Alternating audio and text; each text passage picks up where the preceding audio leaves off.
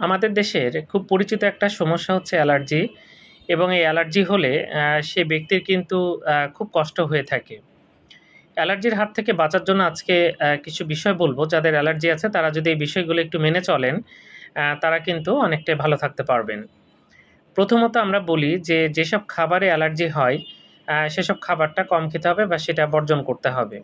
আপনার যদি অ্যালার্জি থাকে এবং আপনি অ্যালার্জি জাতীয় খাবার খেতেই থাকেন, তাহলে কিন্তু কোনো সমাধান পাবেন না। প্রথমত এই বিষয়টা খেয়াল রাখতে হবে। দ্বিতীয়ত যে বিষয় পোশাক-আশাক। আপনার কিছু পোশাক আছে বা কিছু কাপড় আছে যেটা পরলে কিন্তু চামড়ায় অ্যালার্জি তৈরি হতে পারে। সেই পোশাক-আশাক কিন্তু পরা যাবে না। আপনি সুতির কাপড় ব্যবহার করার চেষ্টা করবেন, সেখানে কিন্তু অ্যালার্জি কম হয়।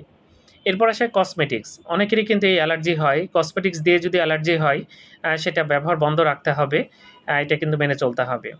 এছাড়া ঘরের যে পরিষ্কার-পরিচ্ছন্ন রাখতে হবে, কোথাও ধুলা জমতে দেয়া যাবে না। নিয়মিত ঘর পরিষ্কার রাখতে হবে। অনেকে কিন্তু বিভিন্ন প্রাণী পুষে থাকেন, তাদের থেকে কিন্তু অ্যালার্জি হতে পারে। তো কারো যদি অ্যালার্জি থাকে তাহলে সেটা কিন্তু না করাটাই ভালো হবে। সর্বোপরি যেটা আছে, কিছু ওষুধ আছে। যদি আপনি দেখেন যে যেসব নিয়ম মেনে চলার পরেও অ্যালার্জি হচ্ছে, আপনি ডাক্তারের পরামর্শ করে অ্যালার্জিজনিত বিভিন্ন লোশন পাওয়া যায়, বিভিন্ন ক্রিম পাওয়া যায়, বিভিন্ন ট্যাবলেট পাওয়া যায়, সিরাপ পাওয়া যায়। আপনি সেটা খেতে পারেন। ধন্যবাদ সবাইকে।